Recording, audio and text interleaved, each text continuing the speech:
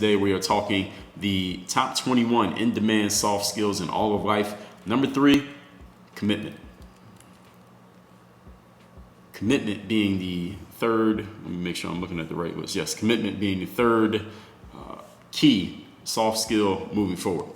Commitment is described as, by Ionos, you are ready to leave your comfort zone, tackle new challenges, and use your skills for purposes that you don't necessarily profit from directly.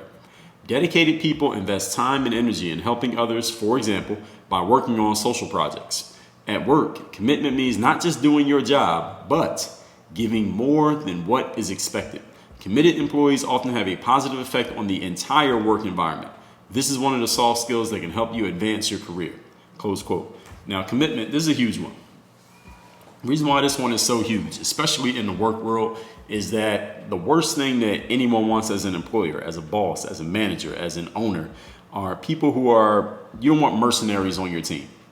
What is a mercenary? That's a person who's only there for the money. They're only there for the ride. They're only there because of what they can get. They're not really committed to the team. They're not committed to the cause. They're not committed to the long run. They're just there for as long as they need to be there to collect a couple checks. They check in when they're supposed to be at work and they clock out as soon as it's quitting time and they're done.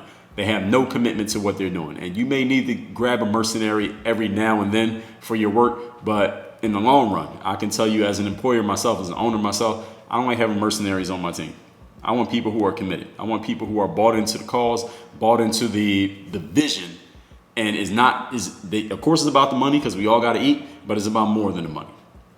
And that's what commitment is really about. And if you're not committed to anything, if you're not committed to the thing that you're doing, rather, you will never leave your comfort zone. You will not take on more challenges. You will never do more than what is expected of you. And you only do things when you get something, when you have something that you can gain from it. And any of you ever been around a person who's like that? You know when you're around somebody like that. In the sports world, a non-committed teammate is the kind of teammate that only does things that gets shine for themselves. If they can get some attention for doing it, they get some shine, they can get some burn, they can get some media, they can get an Instagram pic, they can get some likes or some comments, they'll do it. But anything that's selfless, that gets more attention to someone else than it goes to them, they're not willing to do that. Those kind of teammates in the sports world, we call those people cancers. And you know what you need to do with cancer? Or you need to cut it off and get rid of it. Get it out of the system immediately. We don't want non-committed individuals. Because people who are committed, you know what they'll do? They'll give time, energy, and attention to helping other people, not just to help themselves, but just to help them. Why? Because they're committed to the goal. They're committed to the cause. In the work world, or anywhere in life, actually, when you're committed to something, you get more than what's expected. You know, a good example of people who can be at work and they're really committed are people who do any kind of like charity type of work.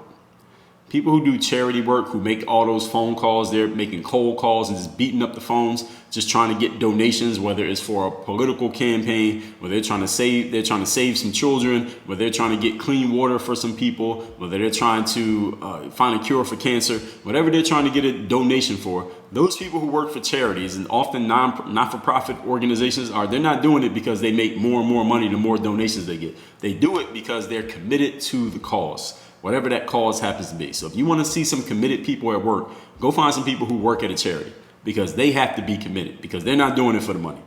All right, if they want to do something for money, there's a lot of other things they could be doing besides charitable work. They give more than what's expected. These are the type of people who show up early and stay late.